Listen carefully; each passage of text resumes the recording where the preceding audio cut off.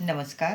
शोभाज मराठी चॅनलमध्ये तुमचं स्वागत आहे. होळीच्या दिवशी काय खावं, काय खाऊ नये याबद्दल सांगते. सेवा उपाय या दिवशी तर केले जातात, आपण करत असतो. पण या दिवशी तांत्रिक उपाय पण केले जातात, हे विसरून चालणार नाही, विसरून चालत नाही. अशा कोणत्या गोष्टी आहेत, त्या आपल्याला या दिवशी वर्ज्य करायच्या आहेत.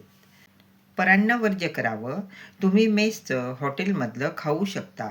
पण कोणी आपल्याला आणून दिलं तर ते खाऊ नये, खायचं नसतं. कारण आपले हित शत्रू पण असतात.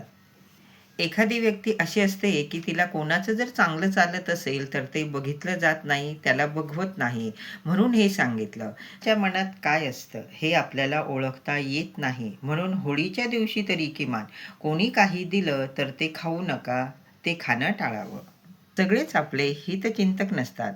पांढऱ्या रंगाचे पदार्थ खाणं टाळावं असं म्हटलं गेलं आहे. स्वामी सेवेकरी कधीही कुणावर वाईट चिंतत नाही. एक स्वामी सेवेकरी दुसऱ्या स्वामी सेवेकऱ्याकडचं खाऊ शकतो. दुसऱ्याकडचा नारळाचा प्रसाद खाऊ नये. तसंच नागवेलीची पानं खाणं पण टाळावं. जे दुसऱ्याने दिलं आहे ते खायचे नाही.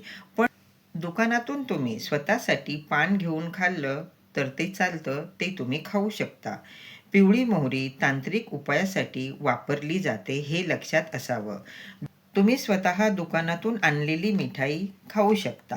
पण दुसऱ्याने जर तुम्हाला मिठाईचे कोणतेही पदार्थ दिले किंवा मिठाई दिली तर ती खाऊ नका. होळीचा सण आनंदाने, उत्साहाने आपण साजरा करत असतो. पण काही गोष्टींचं आपल्याला पालन करावं लागतं. काही अशा गोष्टी असतात, की त्या आपल्याला लक्षात ठेवूनच कराव्या लागतात. म्हणून हे मी तुमच्यासोबत शेअर केलं. धन्यवाद. सर्वांना श्री स्वामी समर्थ.